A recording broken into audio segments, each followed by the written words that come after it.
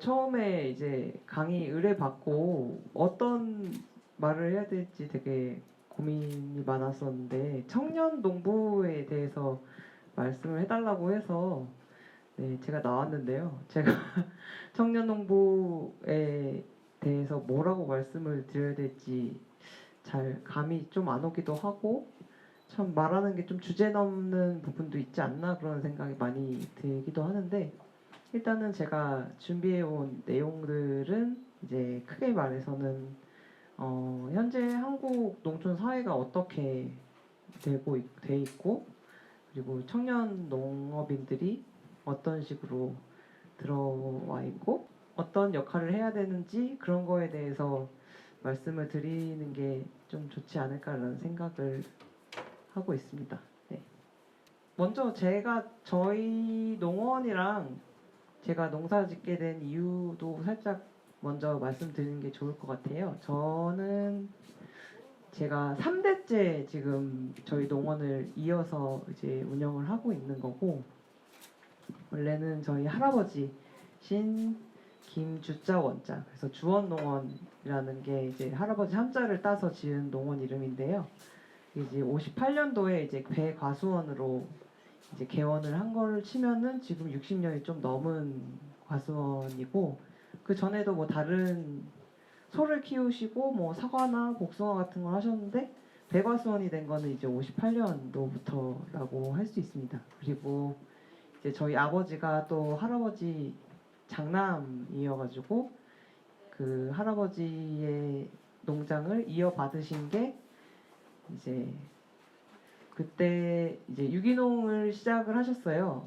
아버지가 할아버지 생전에는 할아버지 반대나 그런 거에 부딪혀가지고 의견 차이가 있었기 때문에 실행을 하지 못하셨는데 이제 할아버지가 돌아가시고 나서 유기농을 국내 최초로 이제 도입을 하셨고 그리고 인증까지 받으신 그런 역사가 있고 그 뒤로 이제 그런 많은 풍파를 겪으면서 이제 지나와서 제가 5년 전부터 들어와서 농장 경영에 대한 그런 교육을 받고 그런 다음에 2년 전부터 제가 대표를 맡게 되었습니다. 그리고 아버지는 지금 아산에 안 계시고요. 그 강원도에서 유기농 사과를 또 도전하러 이제 떠나셨어요. 그래서 보통 다른 분들은 아니 왜 나이 들어가지고 그렇게 힘들게 또 하러 가냐 그러는데 아빠는 그런 게 없으면은 못 살겠다고 하시면서 유기농 사과를 하러 가셨고 강원도 양구에서 지금 새로 사과밭을 조성하시고 유기농 준비를 하신 지 2년 차가 돼서 이제 올해 첫 수확을 하긴 했는데 이제 한 내후년부터 아마 유기농 사과가 나오지 않을까 싶고 저는 이제 아산에서 제가 거의 혼자서 전담을 해서 농장 경영을 하고 있습니다.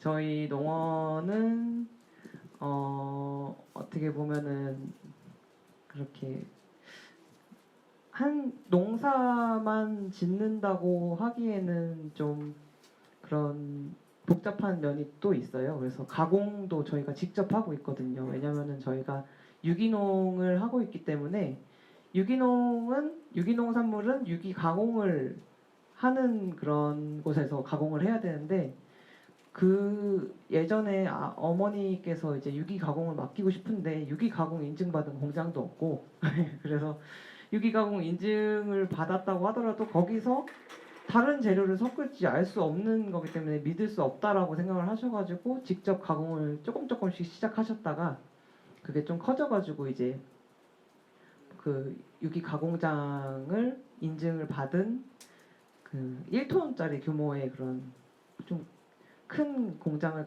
운영을 하면서 햇섭도 받고 법인도 이제 따로 운영을 하면서 저희 농산물은 주원농원 그리고 저희 배즙이나 그런 거는 농업회사법인 주원유기농 주식회사에서 나오는 걸로 해서 운영을 하고 있습니다. 네. 제가 어렸을 때부터 농사를 부모님께서 많이 시키셨어요. 집에서 이제 학교 다닐 때도 저도 그렇고 저희 동생들도 그렇게 농사 일을 도와주면서 이렇게 같이 배웠는데 그때에 많이 훈련이 됐던 것 같아요. 어렸을 때는 진짜 너무 막 그렇게 일 시키는 게 너무 싫고 왜 엄마 아빠 일을 내가 도와줘야 돼? 약간 이런 어린 마음에 그런 생각도 많았었는데 지금 다시 생각해 보면은 내가 그때 이렇게 밭에 나와서 나무 만지고 배 만지고 그러지 않았으면은 지금 농사 지으려고 시작했을 때 많이 힘들었지 않을까 그런 생각도 많이 들고 있어요. 예, 그래서 그렇게 약간 체득한 그런 기술들이 있는 상태에서 농사를 시작하는 게 되게 많이 도움이 되는구나 이런 생각을 많이 하고 있습니다. 예, 제 간단한 소개는 이 정도고요. 그리고 저는 처음에 여기서 이제 강의를 의뢰 주시고 주제를 딱 받았을 때는 약간 되게 큰 얘기를 해달라고 하시는 것 같아가지고 좀 당황스러워서 막 열심히 준비를 했었는데 제가 그동안 원래는 농사를 짓지 않았었고 부모님이 농사를 짓는 거를 옆에서 보면서 되게 농사가 너무 힘들고 그리고 되게 국가적으로도 좀 약간 이미지가 안 좋은 그런 직업이고 그렇다는 생각을 많이 하고 있었었고 그리고 부모님도 계속 이런저런 얘기를 저한테 많이 해주셨어요. 농사 현실이 이렇고 유기농 현실이 이렇고 이런 얘기를 많이 들어가지고 그런 거에 관심이 있었고 제가 이제 학교 졸업하고 가업을 이으러 내려왔을 때 직접 해보니까 또 진짜로 경험을 한 게 더 많은 거예요. 부딪히면서 이제 느낀 점들도 많고 그런 거에서 느꼈던 점들을 좀 같이 얘기해보고 싶다라고 하는 마음이 많았었어가지고 그런 청년 농부들 모임 같은 데 나가서도 그런 농업 정책에 대해서도 많이 토론을 하고 정보도 주고 받고 그런 얘기를 많이 나누면서 그런 얻었던 정보들을 토대로 해서 약간 발표를 준비를 해봤습니다. 이제 강의 안을 내용은 이제 첫 번째 꼭지가 한국 농촌사회 농민층의 재구성이랑 청년진입과 육성이라고 돼 있는데 제가 이 얘기를 되게 많이 들어요. 그러니까 제가 청년 농부로서 많이 언론에도 많이 노출이 되고 이렇게 물어보시는 분들이 되게 많아요. 청년 농부로서 이제 한국 농업에 대해서 어떻게 생각하냐, 미래에 대해서 어떻게 생각하냐 이렇게 많이 물어보시는데 뭐 다들 늘 알고 계시는 것처럼 되게 위기이다 이런 얘기가 나온 지가 거의 30년도 넘었죠. 한국 농촌이 위기다, 막 절멸이다, 뭐 지방 소멸이다 이런 얘기가 나온 지가 엄청 오래됐는데 아직도 뭐 이렇게 나아지는 것 같진 않고 점점 안 좋은 쪽으로 가속화가 되고 있는 거라고 저는 생각을 해요. 그리고 저는 다른 나라에 그렇게 연수 같은 것도 갔었는데 다른 나라에 가도 거기가 조금 한국보다는 나은 점들이 뭐 있고 뭐 농업 선진국이라고 해서 가봐도 나은 점은 있는데 우리나라랑 그렇게 크게 다르지 않더라고요. 그러니까 농업이 전 세계적으로 좀 약간 사양이 되는 건가? 약간 그런 것 같은 느낌이 들었고 전 세계적으로 농촌 사회 위기다라는 담론이 계속 있어 왔다고 생각을 합니다. 그리고 한국 통계청 자료를 한번 찾아봤는데 전에도 찾아봤었어요. 내가 얼마나 내가 체감하는 거랑 또 다르게 얼마나 더 이제 확실하게 알아야 되니까 50세 이상 농림어업 종사자 비율이 그 전체의 85%가 넘는다고 합니다. 근데 사실 저는 느끼기에 99%인 것 같아요. 제가 아산시 농업기술센터 같은 데 가가지고 뭐 교육을 듣거나 어떤 뭐 장목반 모임 같은 데 가면은 저 딱 한 명이에요. 30대 저 딱 한 명이고 특히나 여자는 더 없어요. 제가 막내고 제 위로 바로 위에 계신 분이 50대 분이세요. 그래서 제가 봤을 때는 거기 한 250명 정도가 모여 있는데 30대 여자가 나밖에 없다. 30대 청년은 저밖에 없는 거예요. 그래서 이거는 99%가 50세 이상인 게 아닌가라는 생각이 들 정도로 체감으로는 더더욱 청년이 지역에 없다. 더더욱이 농사를 짓는 청년은 더 없다는 생각을 많이 하고 있는데 저희 동네는 그래도 아산이라서 그 평택이랑 맞닿아 있기 때문에 거의 수도권 전철도 1호선이 닿고요. 그래서 공단도 많고 인력도 많은 편이에요. 인구도 많고 그런 편인데도 이제 이 정도인데, 전라도나 이제 강원도에서 농사짓는 친구들 얘기를 들어보면은 이제 사람이 없어서 돈을 10만 원을 주고 20만 원을 줘도 사람을 구할 수 없는 상황이 됐다라고 말을 하더라고요. 그래서 너무 심한 게 아닌가라는 생각을 많이 하는데, 농가 수가 지금 100만 호, 그리고 농가 인구 수가 220만 명대로 접어들었고 65세 이상이 47%라고 하는데, 이제 서울의 고령 인구가 12%라고 해요. 서울에서 이제 생활하면서 보시는 그 비율의 4배 정도가 지금 고령화가 되어 있다고, 지역이 그렇게 돼 있다고 생각을 하시면은 되게 쉬울 것 같아요. 그러니까 고령화가 이렇게 엄청나게 진행이 되는 반면에 20대부터 40세까지의 청년 농업인구 수가 전국에 7천 명밖에 없다고 합니다. 그러니까 퍼센트로 하면은 0.68%래요.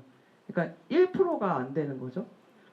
그러니까 이대로라면은 한 세대가 지나기 전에 이제 농업 인구가 실질적으로 절반으로 줄어든다고 말을 해도 과언이 아닐 정도라고 저는 생각을 합니다. 그리고 농지도, 농업 인구뿐만 아니라 농지도 급격하게 감소를 하고 있는데 5년 사이에 농지 면적이 여의도 면적의 397배가 사라졌다라고 하는데 5년 사이에 매해마다 2만 헥타르, 그러니까 6,050만 평 정도의 농지가 사라지고 있다고 합니다. 예. 진짜 이게 또 대법원에서 또 그런 경자유전의 원칙에 반하는 그런 판결이 나와서 그 뒤로 더 약간 투기나 그런 개발 같은 것들이 더 많아지고 있다고 들었어요. 그래서 태양광 발전이나 뭐 그런 재산 소유권 다툼으로 이제 농지들이 엄청나게 많이 사라져 가고 있고, 그렇게 개발을 해놓고 줄어드는 농지 때문에 이제 홍수나 태풍 피해 같은 것들도 굉장히 많이 늘어나고 있다고 저는 생각하는데, 저희 동네에도 예를 들어보자면 저희 천안 아산 쪽이잖아요. 천안이 이제 하늘 아래 제일 편안한 땅, 막 이런 자랑을 하면서 여기는 뭐 홍수도 없고 물난리 한번 역사적으로 난 적이 없다, 막 이렇게 말씀을 하셨는데, 그 천안이 지금 엄청나게 개발이 됐잖아요.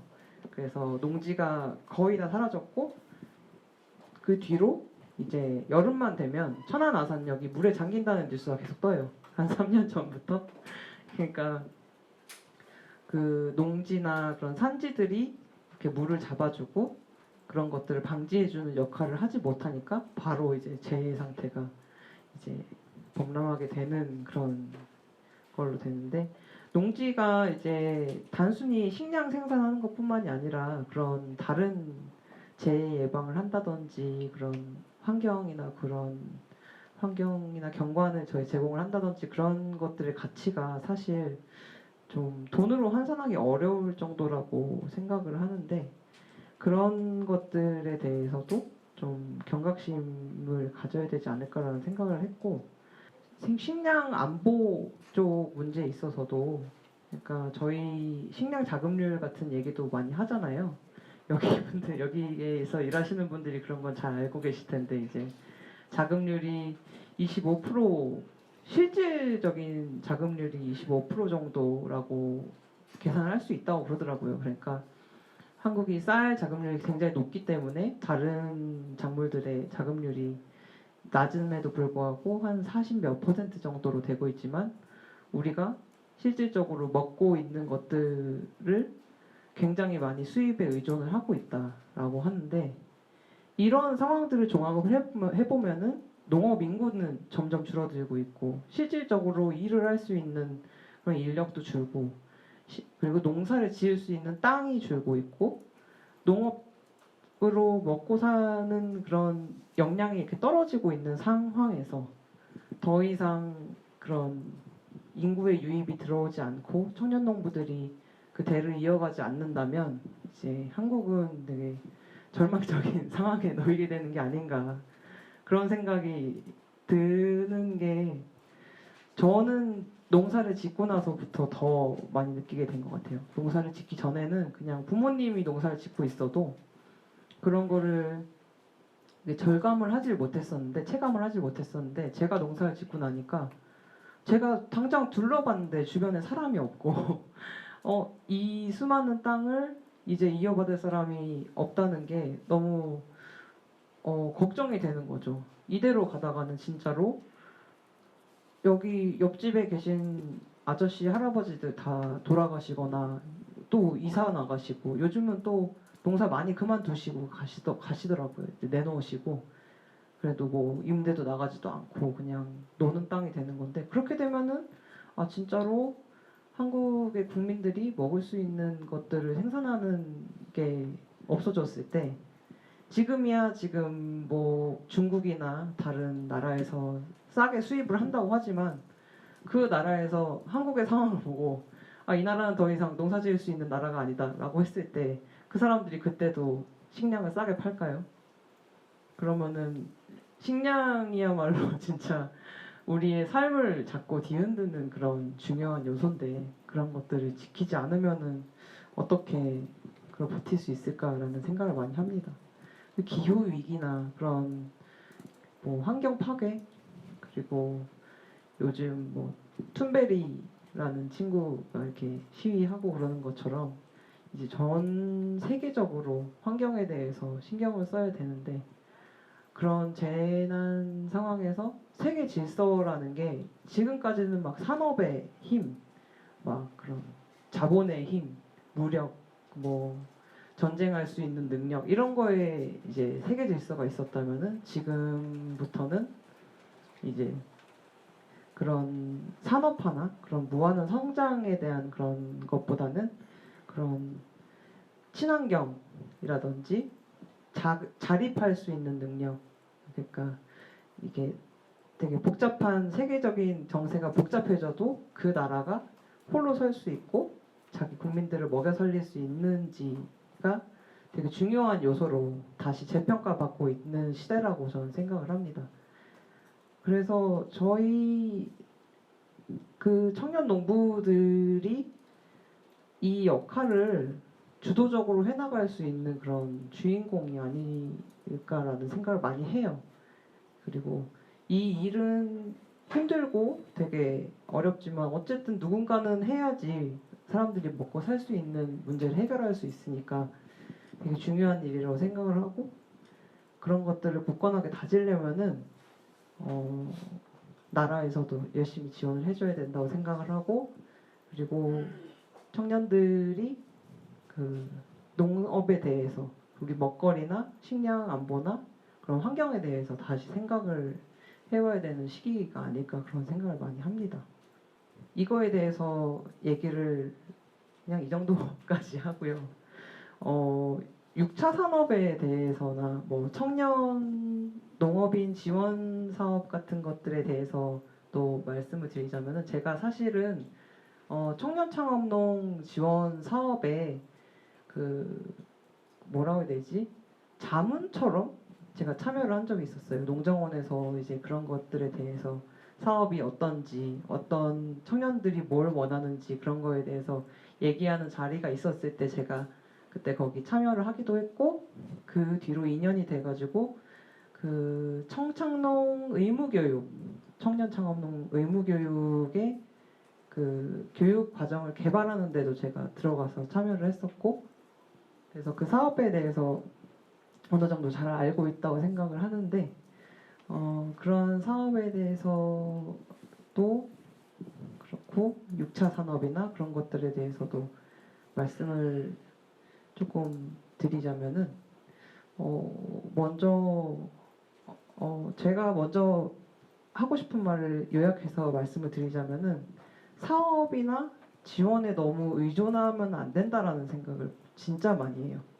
그러니까 사업 같은 것들이 되게 항상 좋은 면을 보여주고 그거에서 성공한 사례만 이렇게 먼저 보여주다 보니까 그거에 딱 이거를 막 내가 하면은 정말 내가 성공할 수 있겠다라고 생각을 하시는 분들이 되게 많다고 저는 느끼고, 그리고 저희 부모님, 저희 할아버지, 저희 주변에 계신 이웃분들도 많이 그런 걸 봤기 때문에 그런 것들에 대해서 약간 좀 신중하게 생각해야 되지 않을까라는 생각을 하는데, 그거에 대해서 이제 좀 말씀을 드리자면은, 이제 6차 산업의 의미라는 거는 뭐 다들 여기는 다들 아시겠지만 뭐 지금 보고 계신 분들은 모를 수도 있으니까 말씀을 드리자면은, 이제 1차, 2차, 3차, 그러니까 생산부터 뭐 가공하고 서비스하고 그런 체험이나 그런 다양한 그런 산업들을 한 농업체에서 같이 융합적으로 하자, 약간 이런 사업이잖아요. 이런 것들이 이제 6차 산업의 정의라고 저는 생각을 하는데, 저희 농원도 인증 사업을 이제 받지는 않았어요. 사업 같은 걸 하기에 조금 너무 벅차고 저희도 가정농이기 때문에 그런 직원 같은 거를 고용하거나 이렇게 사업을 진행할 만한 여력이 없어가지고 사업을 받지는 않았지만, 저희도 사실 6차 산업체에 그거에 들어가 있는 상태거든요. 왜냐면은 1차로 과수원에서 이제 유기농 배랑 도라지 생산하고, 2차로 농장 내에 있는 저희 전용 가공 시설에서 이제 배즙이나 뭐 말랭이나 그런 것들을 만들어내고, 온라인 스토어에서 직접 판매도 하고 뭐 그렇기도 하고, 3차로는 이제 유기농 교육을 많이들 오세요. 유기농 과수나 뭐 유기농 전반에 대한 교육도 많이 오시고, 뭐 체험을 하러 오시는 분들도 가끔 있어요. 뭐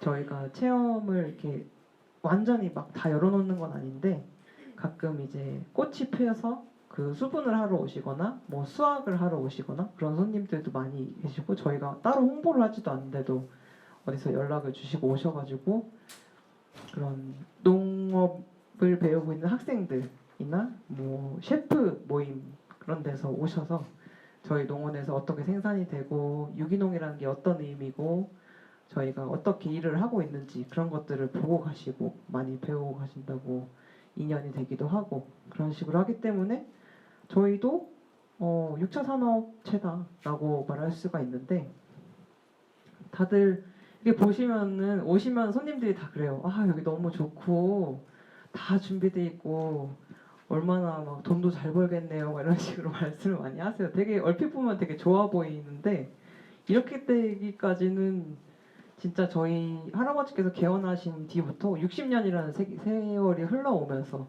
아주 한 단계 한 단계 다 이제 부딪히면서 이제 쌓아온 그런 것들이 역사가 있는 거죠. 그런 것들이 3대 농장주로 제가 들어올 때까지 부모님부터 할아버지부터 부모님부터 제까지 오기까지 엄청나게 오랜 시간이 걸렸고, 엄청나게 많은 일들이 있었고, 경영이 막 어렵기도 했고, 그런 고난들을 다 겪고 나서 나온 결과물이 이건데, 사실 제 입장에서는 아직도 갈 길이 엄청 멀다고 생각을 하고 부족한 게 너무 많고, 그런데 이제 그 결과만 보면은 되게 하루아침에 이게 될 수 있을 것 같은 느낌이 들잖아요. 보통 이제 다 갖춰져 있으니까. 근데 그런 게 아니라는 생각을 이제 많이 하고, 저도 부모님이 농사 지었을 때는 몰랐죠. 이게 그냥 뭐 과수원 있고 가공장 있으니까 그냥 있는 거 잘 굴리면 되는 거 아닌가? 라고 생각을 했는데, 그게 아니더라고요.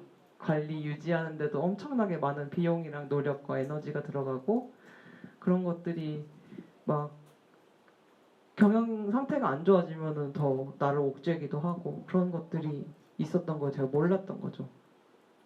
그리고 저는 이런 생각을 많이 해요. 농사라는 것이 되게 특별한 그런 일이라는 걸 많이 생각을 하는데, 농업인이라는 거에 스펙트럼이 너무 넓은 거예요. 특히 청년 농업인이나 귀농 하시는 분들까지 요즘은 더 다양해졌기 때문에 그냥 한 몇천 평 고추 농사 짓는 분이랑 뭐 몇십만 평 논농사 짓는 분이랑 뭐 소 키우시는 분들, 뭐 닭 키우는 분들, 다들 너무나 다양하고, 거의 한 사람의 농장주가 있으면은 그 농장만의 케이스가 따로 있는 것처럼 어떻게 구별할 수도 없을 정도로 너무나 많은 케이스가 있는 거를 되게 많이 체감을 하고 있거든요. 그래서 필요한 점들이 되게 질적으로 다르고 양적으로 다르기 때문에 너무나 정책 수요가 너무 다양한 거예요. 그래서 이거를 다루기가 너무 힘든 분야이지 않나 싶은 생각이 많이 들어요. 그래서 다른 산업계랑 농업 자체의 특수성이 굉장히 다르기 때문에 사실은 그런 산업체, 공장 같은 데서 공산품을 만들어낼 때는 뭐 시제품 같은 거를 이제 개발을 하겠죠. 근데 공장에서는 돈이랑 사람이랑 그것만 자본만 있으면은 하루에도 몇 번이고 1년에 몇천 번이고 다시 시도하고 계속 시제품을 막 개발하고 다시 만들고 시행착오를 겪고 그렇게 할 수가 있는데 사실 농사는 1년에 딱 한 번이잖아요. 그러니까 아무리 돈이 있고 사람이 많고 그렇다고 하더라도 1년을 다 겪지 않으면은 그 상황에 대해서 알 수가 없는 거예요. 그 결과가 어떻게 될지 그리고 이거를 어떻게 뭐 가공을 하고 팔아야 될지 이런 것들을 알 수가 없는 상황인 거죠. 그렇기 때문에 사업 환경을 인력으로 통제할 수 없는 부분이 너무 많아요. 그리고 자연재해 같은 것도 영향을 많이 받고 뭐 일조량, 강수량 이런 것들에서도 너무 많이 받고 있고 통제할 수 있는 조건이 거의 없다 보니까 어떨 때는 막 되게 잘 되다가 어떨 때는 다 망하기도 하고 농사를 잘 지었는데 못 팔기도 하고 그런 변수들이 너무 많기 때문에 저희 아버지가 항상 하시던 말이 있어요. 농사에 있어서는 전문가가 있을 수가 없다고. 그러니까 아무리 막 어렸을 때부터 농사를 지었어. 그래가지고 평생 내가 농사를 지어서 할아버지가 됐는데 그래도 50번밖에 못 지었다는 거예요. 그분이 농사를 내가 한 번 했다라고 한 거를 세어봤을 때 그분도 진짜 은퇴하실 때까지는 50번밖에 해보지 않은 일을 어떻게 전문가라고 할 수가 있겠냐. 약간 이런 마인드로 농사를 지어야 된다고 항상 겸손하고 그렇게 해야 된다고 말씀을 하시는데 그 말이 저는 맞는 말이라고 생각을 하거든요. 사실 농대 교수님들도 잘 몰라요. 현장에 대해서도 어떻게 말할 수 있는 게 되게 적으시고 그분들도 아시는 거죠. 현장에 대해서 이렇게 왈가왈부할 수 없다는 거를. 그러니까 시스템도 이렇게 막 지원을 하고 막 사업을 막 주고 이런 식으로 해가지고 다음에 바로 이렇게 투자해서 나온 것들을 기대할 수가 없는 게 바로 농업이라고 저는 생각을 하거든요. 근데 이제 농업을 귀농을 하시거나 그런 농업으로 막 돈을 막 벌고자 하시는 분들의 마인드는 내가 이 정도 투자를 하면은 이 정도는 나오겠지. 또 막 TV에서 나오는 억대 연봉 막 청년 창업 성공 신화 막 이런 걸 보시고 나도 저렇게 막 투자를 하면은 저렇게 산출을 낼 수 있지 않을까라고 생각을 하는데 저는 절대 그게 아니라고 생각을 하고 그런 투자 개념의 그런 것보다는 농업에 대해서는 자본주의 원리로 돌아가지 않는 분야라고 저는 생각을 하고 그런 면에서 그 농업 가치 같은 거를 되게 중요하게 여겨야 된다고 생각하는 사람이에요. 그래서 현장의 상황을 되게 정확하게 파악하고 있어야 되고 그리고 세밀하게 되게 촘촘한 그런 것들을 다 보면서 접근을 해야지 그냥 돈을 이렇게 투자를 해서 내가 이만큼 뽑아먹겠다 이런 식으로 생각을 하면 절대 안 된다고 생각을 합니다. 그리고 경쟁을 한다기보다는 이제 그런 협력을 하고 내가 하고 있는 일이 단순히 돈을 벌어먹는 일이라기보다는 그런 상생이나 환경을 보존하고 내가 다른 사람들의 그런 삶, 건강을 책임지고 있다는 약간 사명감 같은 게 있어야 되지 않나 그런 생각을 많이 합니다. 그렇게 하려면은 저는 청년 농부들이 그런 개념을 갖고 새로운 패러다임을 만들어야 된다고 생각을 해요. 농업에 대해서. 지금까지는 뭐 먹고 사는 얘기를 아예 하지 말자는 얘기가 아니고 그러니까 그런 경제적인 가치 그런 자본주의의 원리 그 이상의 것을 좀 농업에서 찾아낼 수 있어야 된다고 보는 거죠. 그래서 새로운 그런 농업 가치를 청년 농업인이나 사실 청년 농업인뿐만이 아니라 청년 세대 전부의 약간 뭐라 그래야 되지? 의무 같은 거라고 생각을 해요. 환경에 대해서 생각하고 우리가 먹고 사는 문제에 대해서 생각하고 요즘 그런 비건이나 뭐 친환경적인 식품에 대한 관심이 많아지는 것처럼 그런 거에 있어서 좀 청년들의 그런 역할이 있지 않을까 그런 생각을 많이 합니다. 그리고 뭐 이렇게 가치 추구를 떠나서도 내가 정말로 사업을 했을 때 그걸 효율적으로 운용할 수 있으려면은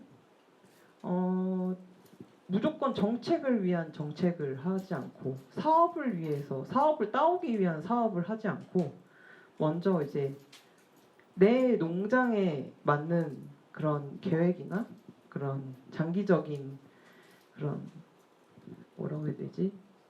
가치관이 있어야 된다고 생각을 해요. 그러니까 제 주변만 해도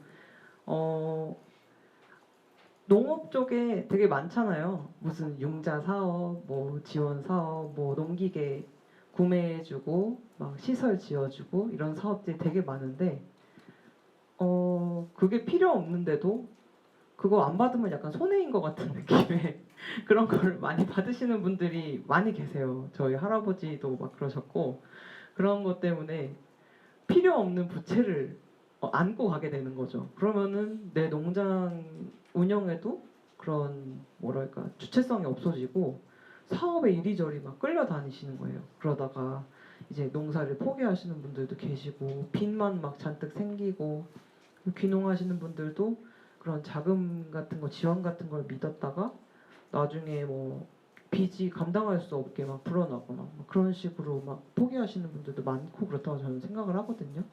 지자체나 뭐 시스템에서 지원해주는 거는 지원해주는 건데 그 시스템이 지원을 해주는 거지 그 농장 경영에 대해서 책임을 져주는 건 아니잖아요. 그렇기 때문에 정말 필요한 때가 오면은 이제 사업이건 지원이건 자연스럽게 찾아온다고 저는 생각을 하거든요. 저도 웬만하면은 사업 같은 건 안 받고 이제 대출 같은 건 안 받으려고 많이 노력을 하고 이제 내가 가지고 있는 것 먼저 정확하게 파악을 하고 그리고 내가 할 수 있는 것부터 챙겨 나가야 한다고 생각을 하고 자기만의 그러니까 남이 이렇게 하니까 뭐 저게 좋다니까 그렇게 하는 것보다는 자기만의 그런 장기적인 계획을 세우고 천천히 페이스 조절해가면서 무리 없이 다져나가는 게 이제 실용적인 측면에서도 그런 사업을 대하는 태도가 맞지 않나 싶습니다. 그래서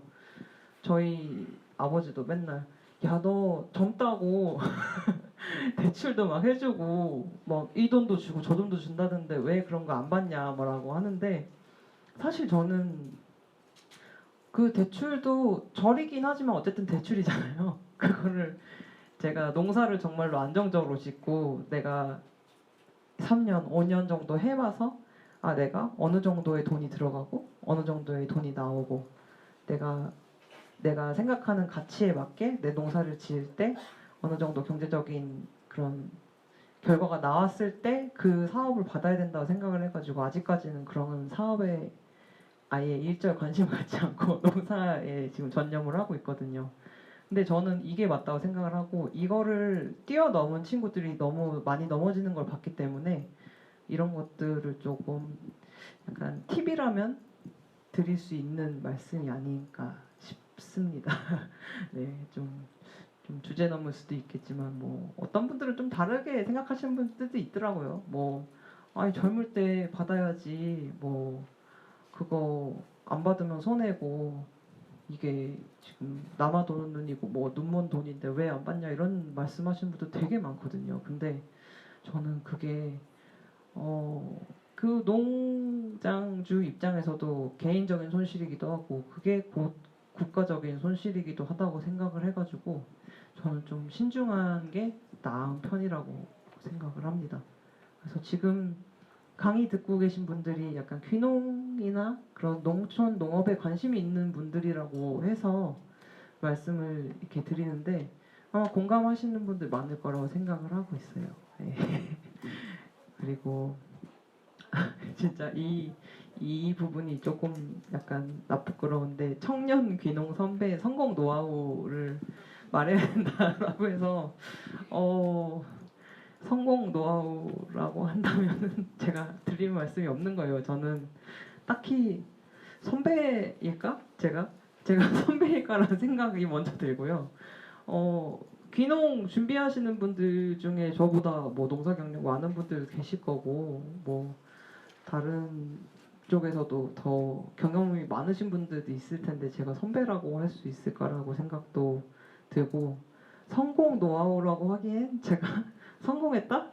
제가 성공했나? 라는 생각을 해봤을 때 난 아직 성공이 아닌 것 같은 느낌이 그러니까 내가 당당하게 남한테 나 성공했어 나 농부로 성공했어 라고 얘기하기에는 약간 부족한 느낌이 좀 드는 걸 지울 수가 없어요 사실은.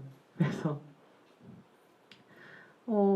내가 성공을 하지 않았다고 생각을 하고 선배도 아니라고 생각을 하지만 그래도 말씀을 드릴 만하다고 생각하는 것들이 있는 건 뭐냐면은 사실 제가 성공을 했다고 쳐요. 제가 선배고 성공을 해서 이제 새로운 농업에 진입하려는 분들에게 노하우를 전수해야 된다라고 했을 때도 사실 저는 이제 보통은 그런 거를 많이 기대하시죠. 뭐 어떤 땅에서 어떤 작물을 심어서 얼만큼 수확해서 어디다 팔아서 얼마를 벌었다.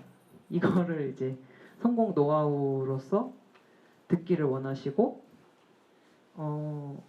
저희 아버지도 이런 성공 사례 발표 같은 걸 많이 하셨었는데 그때마다 그 강의를 들으셨던 농부님들이 이런 말씀을 되게 많이 하신대요. 영농 일지 좀 보여주세요.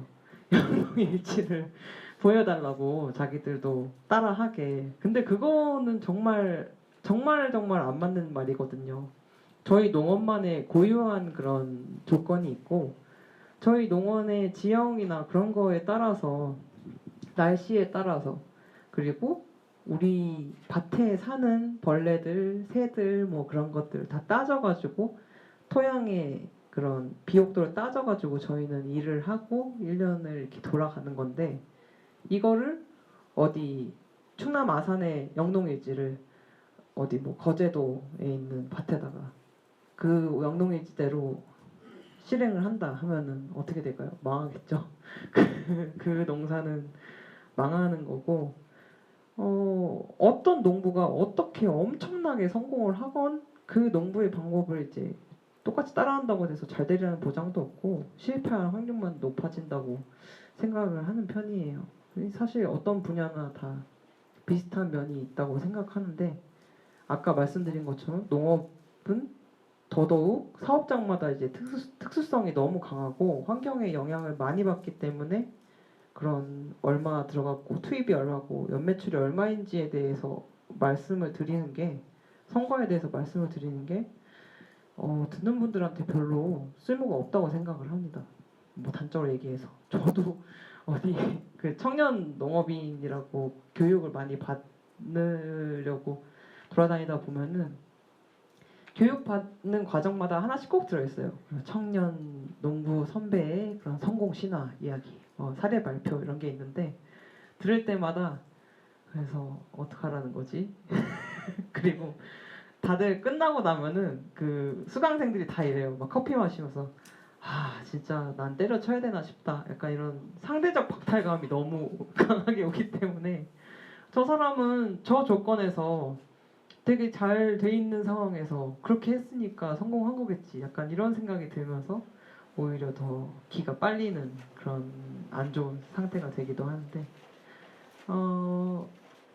저도 그러고 싶지가 않은 거예요. 저도 그런 얘기를 하는 게 의미가 없다고 생각을 하고 그래서 제가 제 농장에 대해서는 전문가지만 여러분의 상태에 대해서는 전혀 모른단 말이죠. 그래서 모르는 걸 아는 척하는 것도 어렵고 저는 말씀드릴 수 있다는 게 이제 농촌에서 농업을 포기하지 않고 지속 가능한 방향으로 버티는 힘이나 그런 마음가짐, 마인드나 태도 같은 거를 말씀을 드리는 게 저는 가장 좋다고 많이 생각을 했어요. 그래서 이거에 대해서 말씀을 드리고자 합니다. 네.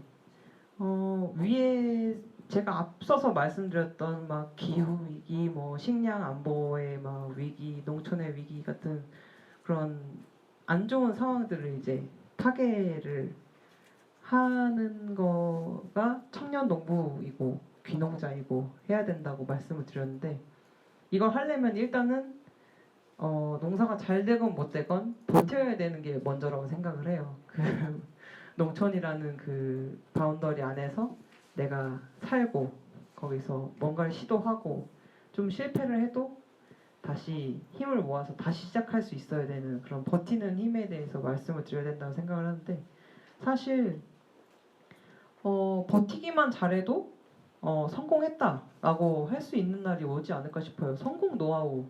그러니까 저도 이제 성공을 해야 되고 여러분들도 성공을 해야 되는데, 성공의 노하우를 얘기를 하자면은 버텨라. 아까 말씀드린 것처럼 한 세대가 지나기 전에 우리나라의 농업 인구가 절반이 될 건데, 거기에서 이제 우리가 버틴다면은 그때는 저희 대접이 달라지겠죠.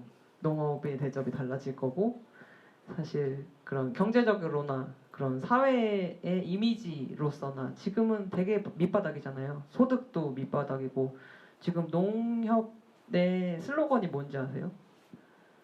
농가 소득 5천만 원. 농가 소득 5천만 원 만들자가, 평균 5천만 원 만들자가 이제 농협의 슬로건인데, 그러니까 농업으로만 벌어서는 아직 5천만 원도 못 번다는 거거든요. 근데 5천만 원, 1년 5천만 원으로 4인 가족이 잘 살 수 있을까요? 농촌에서? 어려울 거라 생각을 하는데, 그 정도로 농업이 되게 경제적으로나 사회 지위에 있어서도 굉장히 밑에 있는 그런 취급을 많이 받고 있는데, 이제 우리가 근성을 갖고 버틴다면은 대우가 달라지고 쉽게 성공할 수 있는 그런 길이 열릴 거니까 좀 이런 걸 버티자라는 말씀을 드리고 싶은 건데, 농업이 천대받는 시절이 이제 거의 다 끝나간다라고 저는 생각을 하고 있고, 그걸 말씀을 되게 드리고 싶어요. 이제 농부가 단순히 이제 밥을 지을 수 있는 그런 식량 생산할 수 있는 일에 머무르지 않는다는 자긍심이나 이제 사명감을 좀 가져야 된다는 말씀을 드리고 싶습니다. 그래서 청년 농업인들 강점 중 하나가 이제 아까 말씀드렸던 농업에 대한 새로운 패러다임을 열고 있다라고 저는 말씀을 드릴 수 있다고 생각을 하는데, 저희 뭐 부모님만 해도 굉장히 사고가 좀 갇혀 있으세요. 그러니까 우리 엄마 아빠만 해도 유기농을 하시고 되게 좀 깨어 있는 분이라고 이렇게 말씀을 하고 다니시고 그렇게 하는데도, 어쨌든 배를 맛있게 잘 농사를 지어서 사람들한테 팔고 먹이는, 그렇게 해서 돈을 많이 버는 그런 거에 상당히 많이 집중이 돼 있단 말이에요. 농사라는 것의 목표가 돈 벌기, 생계 이런 거에가 집중이 돼 있는데, 저는 약간 조금 달라요. 부모님이 뭐라고 하실지 모르겠지만, 저는 제가 돈을 많이 벌고 못 벌고도 뭐 중요하지만 그거를 떠나서 저는 그것만을 위해서 농사를 짓는다고 한다면은 저는 농사를 안 짓겠다는 생각을 하고 있어요. 그러니까 그 농사 지을 땅을 팔아서 건물을 올려서 먹고 살면은 사실 농사보다 훨씬 편하게 돈을 뭐 벌려고 노력하지 않아도 돈은 들어올 거고 얼마나 편하게 살 수 있겠어요. 하지만 저는 그렇게 살고 싶다는 생각이 아니고, 내가 농사를 했으니 이제 농업의 가치, 새로운 가치들을 좀 약간 발굴해낸다고 해야 되나? 그런 것들 좀 더 발굴해내고 실제로 실천하고 그걸 주변에 알리고 싶은 거예요. 그러니까 청년 농업인들이 많이 시도를 하고 있다고 생각을 해요. 저뿐만이 아니라 다들 이제 그런 승계 받거나 귀농귀촌한 친구들 봐도 단순히 내가 돈을 얼마 벌겠다라는 문제를 떠나서 친환경 농업이나 뭐 로컬 푸드나 뭐 먹거리 운동 같은 것들, 그리고 뭐 비거니즘, 뭐 동물 복지 이런 거에 상당히 관심이 많고, 부모 세대에서 그거 돈도 안 되는 거 왜 설치고 다니냐라고 잔소리를 듣는 일들을 굉장히 많이 하고 있어요. 근데 저는 그게 맞는 방향이라고 생각을 하고, 농업이 더 다양해지고 풍부해지고 지속 가능해지는 그런 발판이라고 생각을 하거든요. 그래서 농업 농촌의 이제 무형적 가치들, 이제 그런 무형적 가치라는 게 단순히 그런 경제적인 걸 떠나서 그 인간의 문화와 우리의 환경에 주는 그런 다양한 좋은 이점들에 눈을 뜨고 있다는 점을 말씀드리고 싶습니다. 그래서 단순히 식량생산을 머무는 것이 아니라 새로운 가치 추구와 지속 가능성을 도모해야 된다라고 말씀을 드리는 건데요. 인식의 전환이 저는 농업인들, 청년 농업인들이 무조건 가져야 된다고 생각을 하고 그렇게도 생각을 하는데, 단순히 농업인 당사자뿐만이 아니라 그냥 소비자 분들이라고 해야 되죠. 그러니까 일반 국민들, 시민들 대상으로도 이런 뭐라 해야 되지? 발상의 전환 같은 게 이루어져야 된다고 많이 생각을 하고 있습니다.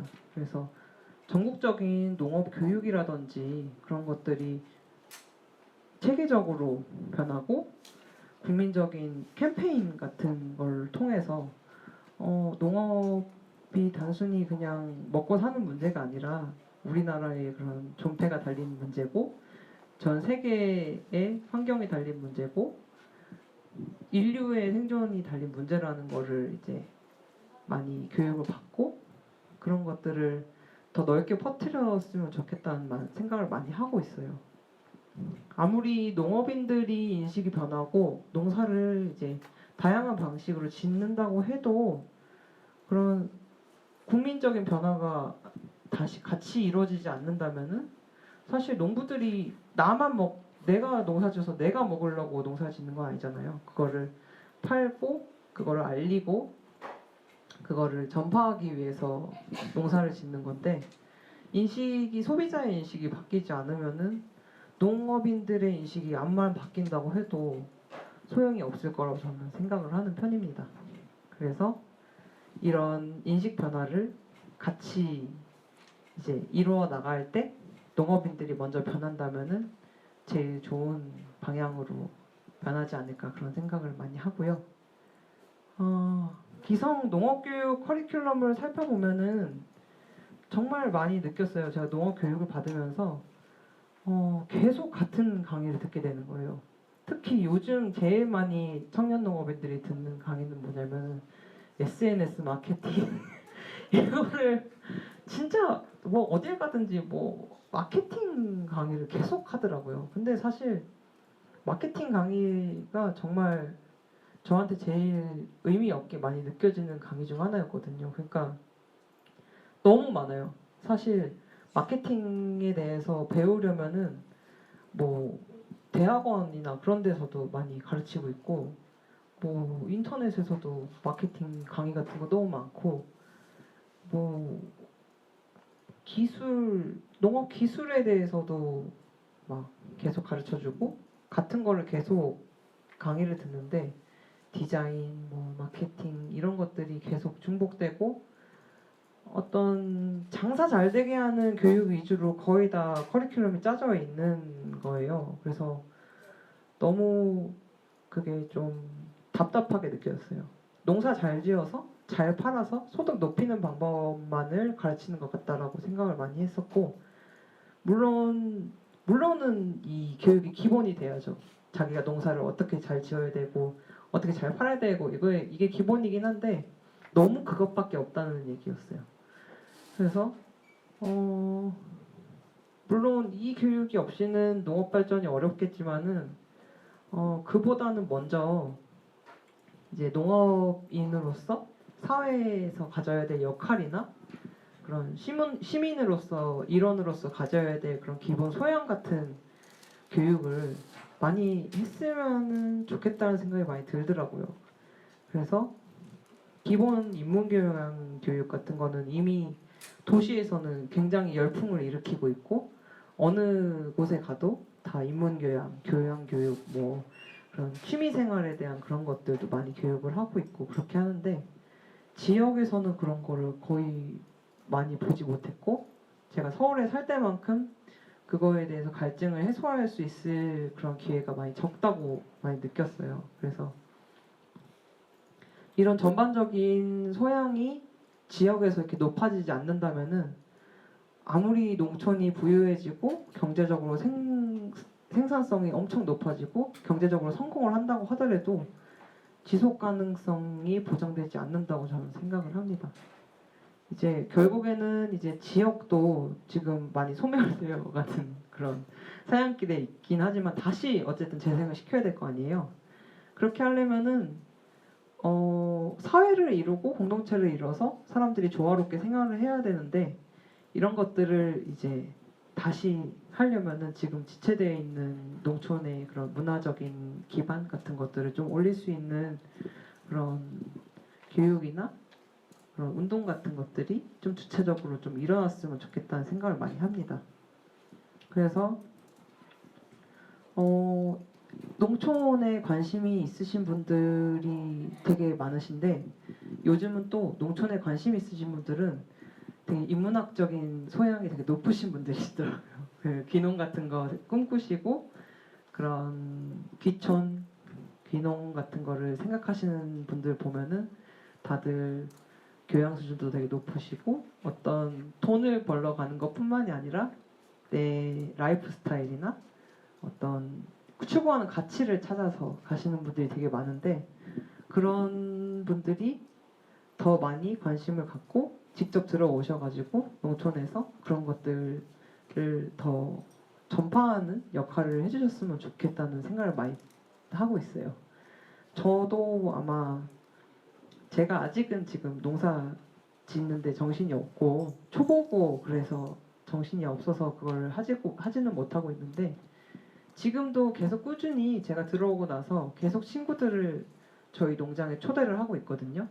그래서 저희 농원이 어떻게 돌아가고 유기농이라는 게 뭐고 그리고 환경이 어떤 식으로 생태계가 어떤 식으로 구성이 돼 있고 우리 농장에서 어떤 생태계가 굴러가고 있는지를 보여주고 얘기하고 그러면은 서울에 있는 친구들이 상당히 많이 관심을 갖고 있고 되게 부러워하는 면도 있어요. 그래서 그런 것들을 보여줄 수 있는 매개체가 저는 됐다고 생각을 하고 이거를 조금 더 확대를 해서 제가 농사를 안정적으로 짓게 되면은 약간 지역 공동체 같은 거 특히 저는 생각을 많이 하고 있는 게 여성들 젊은 청년 여성들 비혼 여성들 뭐 다양한 삶의 형태를 꿈꾸는 사람들이 약간 와서 이것저것 시도해 볼 수 있는 그런 약간 허브 같은 데를 만들고 싶은 게 제 꿈이거든요. 지금 농장에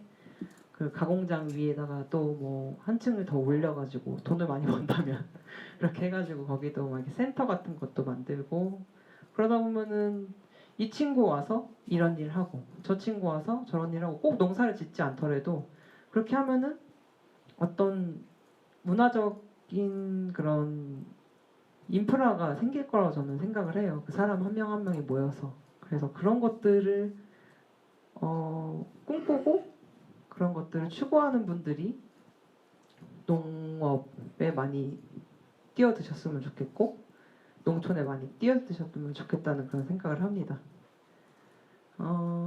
그래 그런 것도 있는데 제가 또 말씀을 드리고 싶은 거는 그런 친환경에 대해서도 많이 관심을 가지셨으면 좋겠어요. 그리고 그 오히려 기존에 농사를 짓던 분들은 저희 농원에 오셔가지고 유기농 한다 그러면은 오히려 더 안 믿으세요. 유기농 배? 배가 어떻게 유기농이 돼? 이러면서 내가 배농사 지어봤는데 그거 유기농 절대 안 돼 라고 말씀을 하세요. 사실 그냥 학생들이나 그런 소비자분들이 저희 농원 오시면은 유기농 하시는구나 되게 막 좋은 선택하신다 막 감사하다 막 이런 얘기 막 되게 과분하게 많이 듣는데 오히려 농사를 짓는 그 기성 농부분들이 오히려 막 불신하시는 경우가 되게 많아요. 그런 거 보면은 새로 농사를 짓기 시작하는 분들이 오히려 친환경 농업을 할 수 있는 가장 좋은 최적의 조건을 가지신 분들이 아닌가 싶은 마음이 있어요.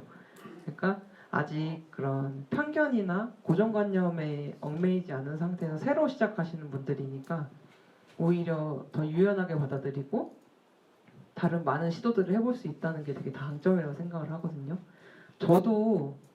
저는 할아버지가 농사 지으셨을 때는 잘 생각이 안 나요. 할아버지가 어떻게 농사를 지으셨는지 제가 하도 어릴 때니까. 그래가지고 제가 아빠가 농사 짓는 거를 이제 도와주는 그런 때였는데, 그러다 보니까 저는 오히려 관행농법을 잘 몰라요. 무슨 무슨 농약이 있고 무슨 농약을 어떻게 줘야 되고 비료는 어떻게 해야 되는지 이런 거를 오히려 잘 모르고, 저는 오히려 그렇기 때문에 관행농은 제가 모르니까 유기농이 더 쉽게 느껴지는 거예요. 제가 배운 게 유기농이라 가지고 당연히 절대적으로는 힘들죠. 막 밭일하고 막 벌레 막 손으로 잡아야 되고 막 이런 것들은 되게 힘든데, 저는 관행을 안 해왔기 때문에 오히려 관행이 더 어렵게 느껴져요. 그리고 관행은 지금은 하고 싶지 않아요. 제가 관행을 해야 된다면은 농사를 안 지을 생각이에요. 왜냐면은 그 지금은 농약이 최종 소비 단계에서는 거의 다 분해가 되는 걸로 알고 있어요. 화학이 많이 발전을 해가지고 화학이 많이 발전을 해서 그 농약 성분이 그 약효를 다 발휘한 다음에는 햇빛이나 바람이나 비에 다 씻겨 내려가게, 그래서 무해한 상태로 분해되게 이렇게 돼 있는 걸로 설계가 돼 있다고 저는 알고 있거든요. 그래서 사실 소비자분들이 농약을 드실 일은 별로 없어요. 그리고 관행으로 농사를 지었어도 나중에 다 씻어서 잔류 농약 검사를 해보면은 잔류 농약이 거의 없는 걸로 나오거든요, 사실은. 근데 유기농을 하면서 가장 건강적인 이득을 갖는 사람은 농부라고 생각을 해요. 그러니까 그 약효가 분해되기 전에 그 독성을 갖고 있을 때 만지는 사람은 농부거든요. 그리고 들이마시는 사람이 농부고 피부에 다 묻는 사람은 농부예요. 그래서 되게 아이러니하게도 저희 동네에 어르신들이 전부 다 암으로 돌아가셨어요. 시골에서 농사 짓는 분들인데도. 근데 그럴만한 게 저도 그럴만하다고 생각하는 게 저희 근처에 있는 다른 농부분들 이제 약 주는 모습을 보면은 그렇게 막 철저하게 막 마스크를 쓴다거나 막 방제복을 막 두두두두 막 하고 그렇게 하지 않으세요. 그냥 대충 목장갑 끼고 그냥 다 막 손으로 젓고 막 뿌리고 다 마시고 막 바람 반대 방향으로 막 뿌리고 이런 식으로 하시는 걸 보면은, 야, 저러니까 중금속과 독성에 노출이 되고 중독이 될 수밖에 없구나라는 생각이 드는 거예요. 그래서 우리 할아버지도 암으로 돌아가신 게 이것 때문이 아닐까라는 생각을 하는데, 저는 이제 다른 밭 근처만 지나가 농약 냄새 때문에 머리가 아파요. 근데 그분들은 그걸 모르고 있는 거예요. 그래서 그런 걸 보면서 이게 되게 무섭다. 이렇게 무뎌지는 거, 오염에 무뎌지고 독성에 무뎌지는 것들이 되게 무섭구나, 그런 생각이 많이 들어서 저는 되게 추천을 드려요.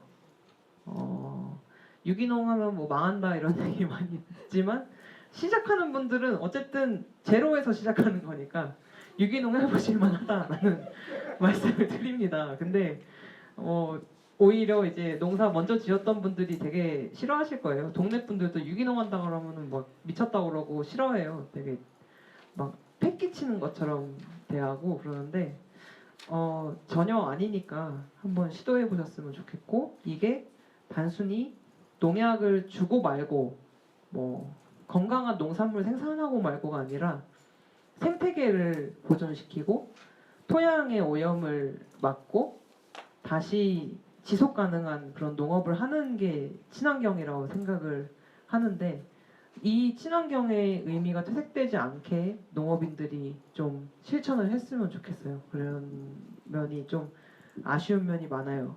그러니까 지금까지 유기농이라고 하면은 저는 한국에서 이미지는 유기농 산물이 프리미엄, 건강을 위한 식재료, 우리 아이를 위한 그런 나는 농약 친거 먹지만 내 아이는 유기농 먹여야지. 약간 이런 고급 식재료 같은 느낌인데 사실 그게 아니고 유기농이 비쌀 이유도 없고 유기농이라는 거는 그냥 인간의 건강만을 생각하는 것뿐만 아니라 물론 인간의 건강에도 좋겠죠.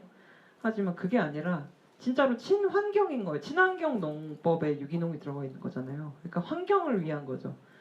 그러니까 벌레들을 다 멸종시키지 않고 풀을 다 깎아서 없애지 않고 그 생태계를 보존시키면서 걔네도 벌레도 약간 먹고 새도 약간 먹고 쥐도 약간 먹고 그런 식으로 나눠가면서 이제 생태계를 복구시키는 게 이제 저는 유기농이고 친환경이라고 생각을 하는데 이런 게 일단은 되려면 유기농으로 농사를 짓는 농부님들이 많아져야 돼요. 지금은 너무나 부족하고 심지어 그 막 무농약 같은 그런 단계가 없어지고 GAP 이런 게 생기면서 유기농을 포기하신 분들이 너무 많이 생기고 있어요. 지금 뭐 유기농을 육성하자 이렇게 많이 말씀들을 하시지만 사실 턱없이 부족한 실정이고 유기농이 아직까지도 약간 괴짜 취급을 받고 좀 어려운 그리고 세상 물정 모르는 사람들 이야기로 취급을 받는 상황이거든요. 그래서 이런 것들에서도 인식이 변화가 필요하고 이걸 실천하는 농부들도 많이 있었으면 좋겠다.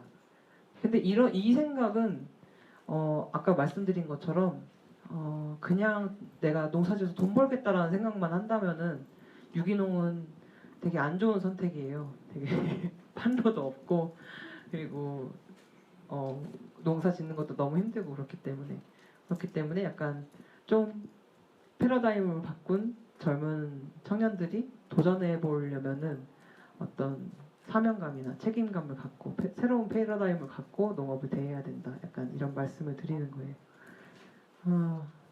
더 막 말씀드릴 게 되게 많았었는데 뭐 더 뭘 말씀드려야 되나 싶은데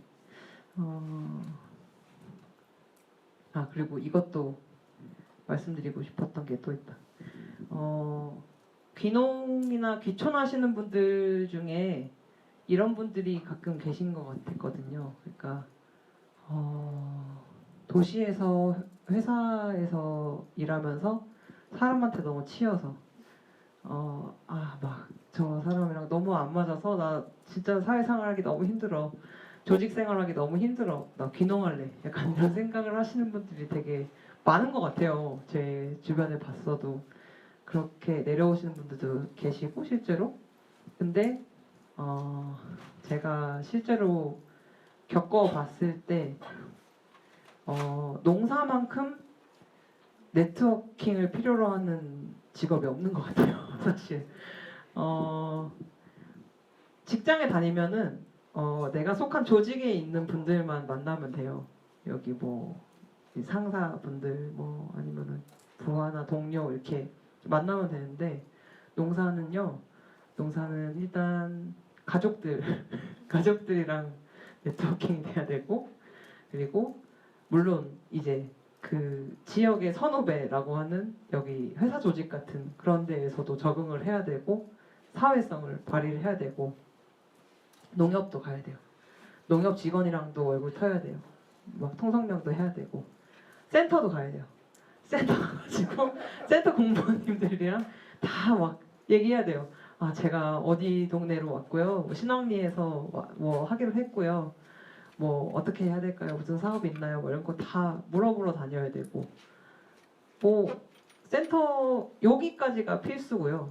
조금 더 나아가면은 뭐 부녀회, 청년회, 뭐 동네 마을에 있는 그런 갖가지 회들이 잘 계속 있어요. 거기에 또 젊은 사람이면 빠지면 안 되거든요. 저거 귀농하러 왔는데 백이나 하고 마을 일에 관심 없다, 깍쟁이다, 뭐 이런 얘기 안 들으려면은 또 거기 가서 또 해야 돼요. 근데 이게 차원이 다른 네트워킹이에요.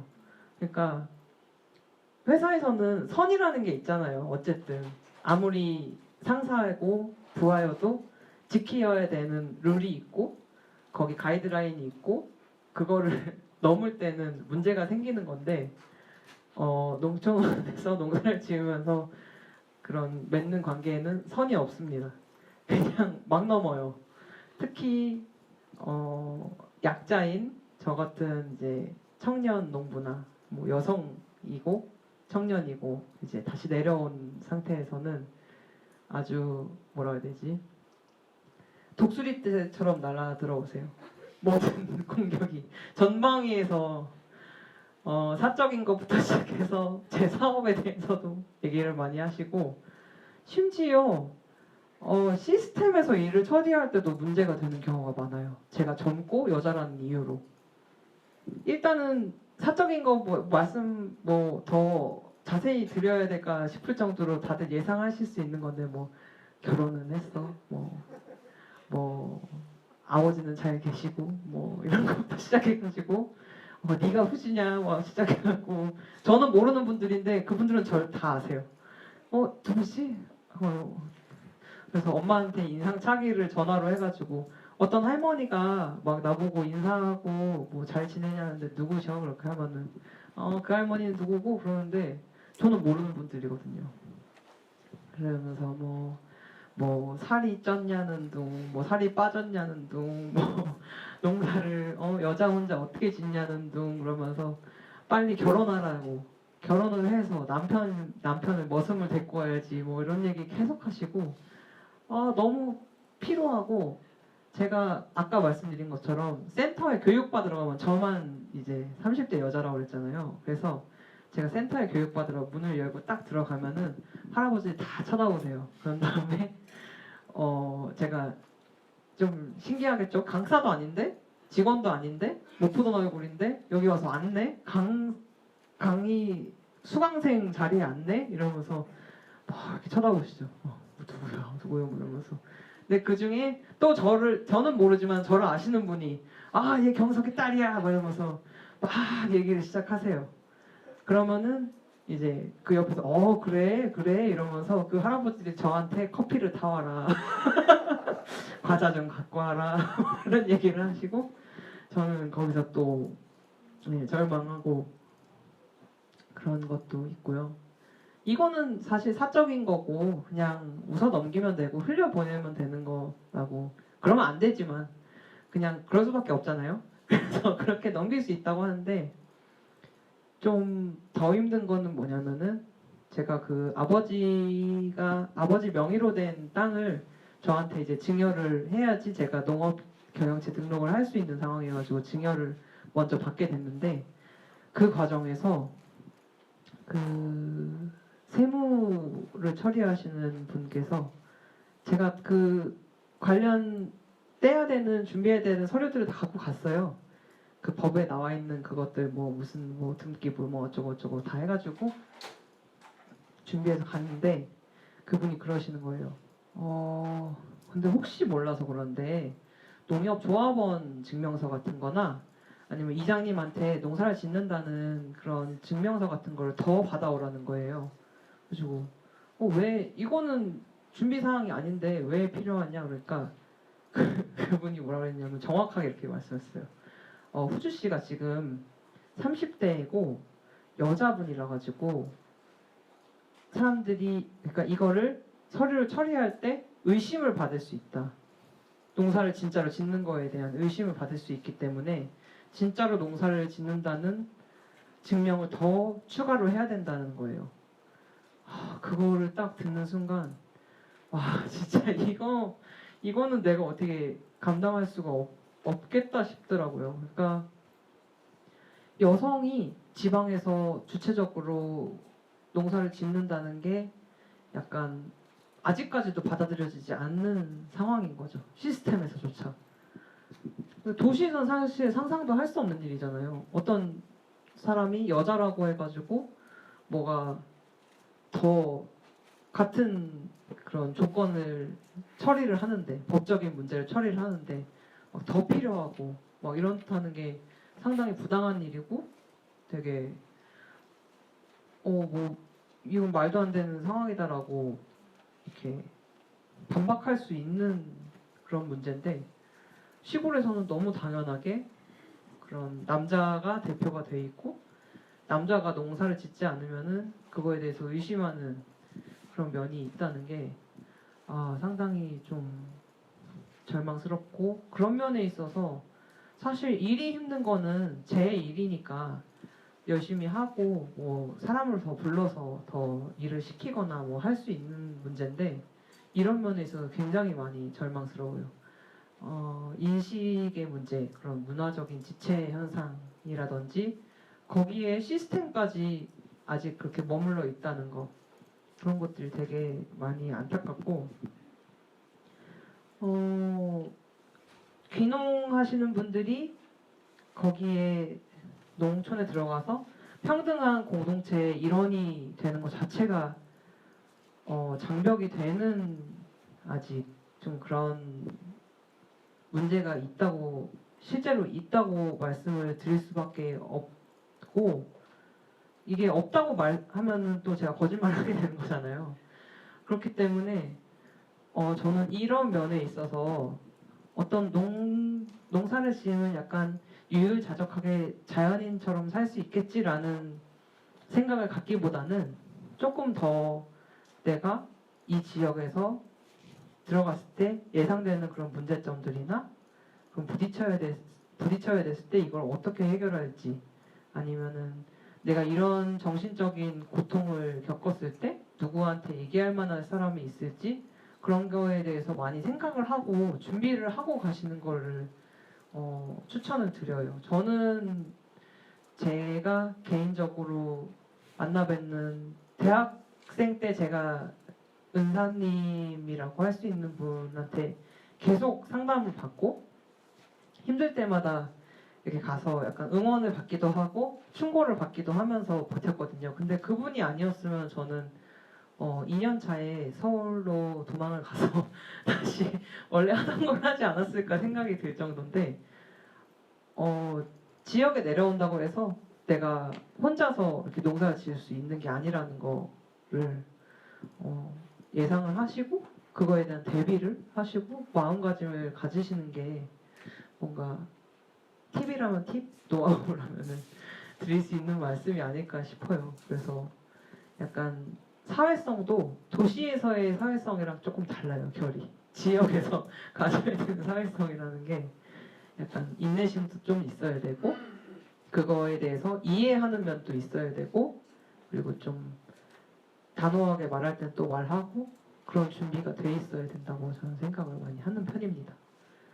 그래서 그런 시골에서 일어나는 일상적인 그런 무례한 상황이나 당황스러운 상황들 그런 거에 대해서 조금 의연해질 수 있는 그런 마음가짐 같은 것들을 갖고 계시면은 귀농하시는데 되게 많이 도움이 될 것 같아요. 오히려 도시에서 사는 것보다 더 많은 일을 겪으시게 될 거니까 그런 것들을 준비하시면 좋지 않을까. 그러니까 이런 농촌이 계속 안 좋은 이미지로 굳어지고 그럼 문화적으로 지체돼 있고 인식이 좀 지체돼 있는 상황을 이제 그런 안 좋은 상황들을 방치시킨다면은 농사를 지어서 아무리 뭐 억만금을 번다고 해도 사람들이 내려와서 살까? 그런 생각이 들어요. 그러니까 지금은 서울에 일자리가 많고 돈이 막 모여 있으니까 사람들이 몰려 있지만 지역에서 농사 짓는 게 진짜로 막 경제적으로 돌을 거머쥘 수 있는 기회가 된다고 하더라도 이런 삶의 질의 문제에 있어서 해결이 되지 않는다면은 사람들은 다시 농촌에 돌아오지 않을 것이다 라고 생각을 하고 요즘은 또 워라밸 막 이런 얘기 많이 하잖아요. 그래서 아무리 돈 많이 주는 직장이어도 직장 내에 그런 가혹행위나 그런 부당한 일이 있으면은 난 거기서 그냥 그만두겠다라고 하는 사람들이 많아지는 것처럼 가뜩이나 이렇게 사람들의 인식은 점점 높아지고 수준이 높아지고 있는데 지역에서 이게 개선이 되지 않는다면은 결국에는 악순환만 반복이 되는 거고 그래서 역시 귀농하시는 분들 청년 농업인들이 약간 사명감을 갖고 저는 이런 말씀을 드려요. 청창농 교육할 때도 계속 그 청년 농업인들한테 계속 얘기를 하는 게 사실 어르신들 막 어르신들한테 어르신 여자한테 뭐 살 빼라 이런 얘기 하시면 안 돼요 라고 해도 사실 소용이 없거든요. 그분들은 그냥 그래? 그런 다음에 또 하세요. 그렇기 때문에 그분들은 사실 뭐 이렇게 조금 이렇게 이해를 시킬 수는 있어도 그분들을 고치는 건 사실 어렵다고 보고 그분들을 고치지는 못하지만 우리라도 대를 끊자. 제발 이거 안 하면은 우리가 아무리 농사를 열심히 짓고 우리가 아무리 성공 신화를 이뤄도 지역엔 아무도 오지 않을 거고 결국에는 그런 뭐라 해야지 악의 소굴 같은 걸로 방치가 돼서 점점 오염될 거다. 점점 그런 사람들만 득세하게 될 거고 그렇기 때문에 우리라도 대를 끊고 좀 의연한 마음을 갖고 나는 저렇게 되지 말아야지라는 생각을 계속 하면서 내가 할 수 있는 일을 계속 해나가다 보면은 조금 바뀌지 않을까. 그리고 언젠가는 바뀌어야죠. 이게 바뀌지 않고 갈 수는 없다고 생각을 하고 어쨌든 지역에 자꾸 사람을 불러오려면 농사를 짓지 않더라도 지역이 사람이 필요하다고 저는 생각을 하거든요.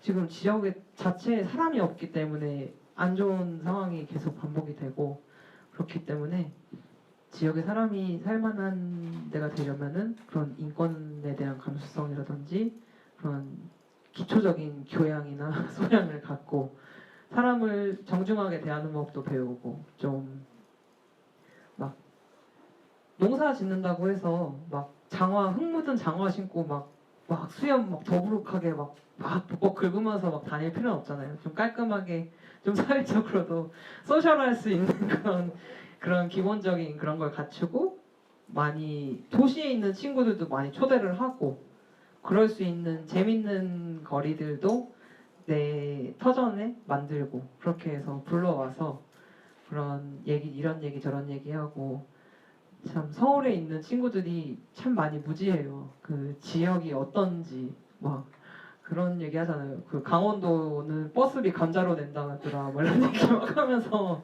막 야 천안에는 야 호두과자로 버스비 내냐 막 이런 식으로 막 놀리고 막 그러고 야 니네는 그거 있어 백화점 있어 막 영화관 있어 막 이러는데 그런 것들의 편견을 좀 깨줘야 된다라고 많이 생각하고 이거를 할 수 있는 게 사실 청년 농업인밖에 없어요.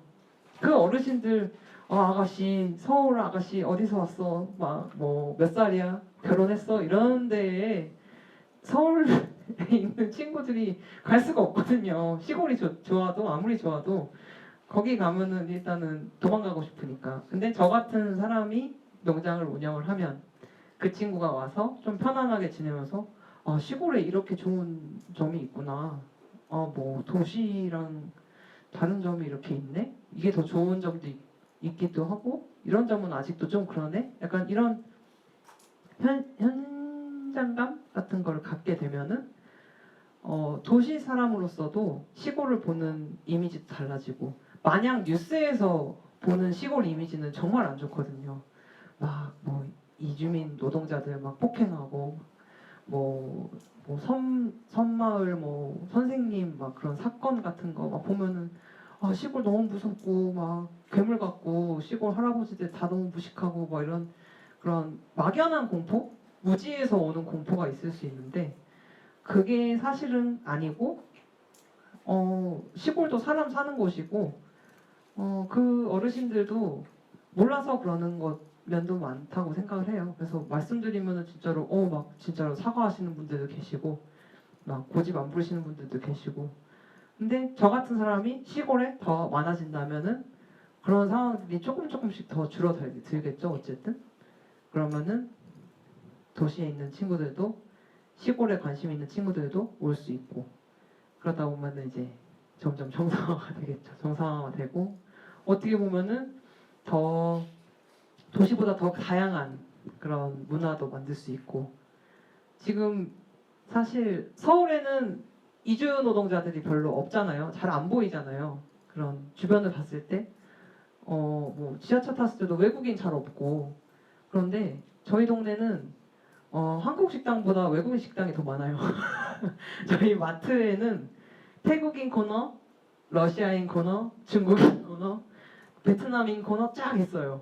그 라인이 있을 정도로 그리고 저희 동네의 초등학교에 반에서 80%가 러시아나 외국인인 친구들이 애기들이 한국인 친구들보다 많아요. 그러니까 문화적인 다양성이 엄청나죠. 그런 엄청난 잠재력을 갖고 있다고 생각을 해요. 저는 그게 나쁘다고 생각하지 않거든요. 그 친구들이 막 머리도 막 노랗고 파란 눈인 애기들이랑 한국 애기들이랑 같이 학교 다니면서 너네 엄마 얘기하고 너네 엄마 나라 얘기하고 우리나라 얘기하고 그러면서 이제 문화적인 다양성이 생긴다고 보는데 그래서 지역이 더 문화적으로 더 풍부한 풀을 갖고 있고 여기에서 청년 농업인들이 들어와서 어떤 역할을 하냐에 따라서 완전히 좋은 쪽으로 발전할 수 있고 안 좋은 쪽으로도 발전할 수 있고 그렇다고 생각을 해요. 근데 다행인 거는 저는 희망적이라고 생각을 하는 게 청년 농업인들이 대부분 뭐 안 그런 친구들도 있겠지 당연히 있겠지만 대부분 이런 면에 있어서 다들 고민을 많이 하고 있고 되게 진지하게 다른 농업의 지속 가능성이라든지 그런 친환경적인 그런 면에 대해서 고민을 많이 하고 있고 어떤 돈이나 그런 것만을 추구한다기보다는 그런 농촌의 무형적인 가치들에 대해서 더 목소리를 높이고 있다는 점 그리고 그런 새로운 시도들을 많이 하고 있죠. 뭐 직거래나 뭐 말씀드린 것처럼 뭐 SNS 마케팅 이런 것들도 저는 그런 농업의 전반적인 발전의 그런 일환이라고 보고 되게 긍정적이라고 생각을 해요. 그래서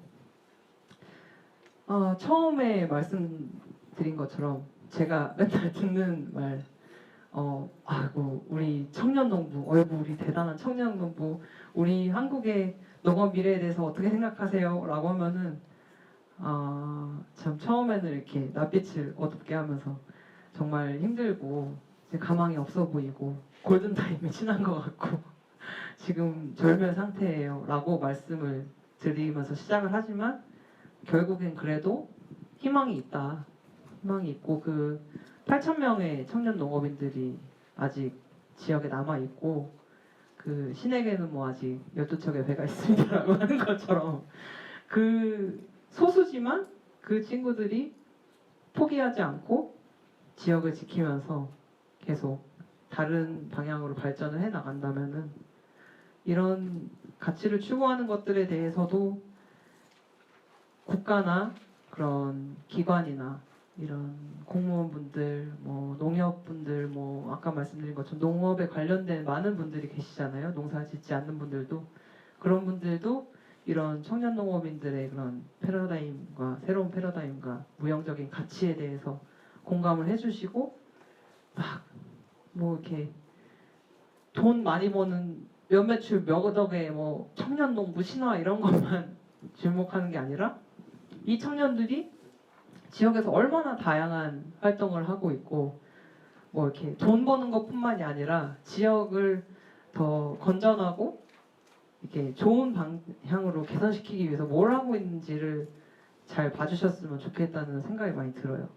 그리고 이게 되려면 지금 보고 계신 귀농 귀촌을 생각하시는 분들뿐만 아니라 이제 농촌에 관심이 있으신 그냥 농촌에 안 계셔도 농촌에 관심이 있으신 그런 일반 시민분들, 국민분들의 인식에도 변화가 있어야 된다고 생각을 합니다. 그래서 이게 전반적으로 다 같이 합심을 해서 발전해 나가보다 보면은 한국 농업도 뭐 완전히 막 나가리다 이렇게 얘기하진 않을 수 있지 않을까 싶은 마음이 들어요. 예, 그래서 청년 농업인들, 그 예비 청년 농업인분들 정말 환영하고, 그리고 같이 열심히 자기 자리에서 일 열심히 하면서 잘 지냈으면 좋겠습니다. 예, 예, 이 정도 말씀드리면 되지 않을까요? 네, 네 감사합니다.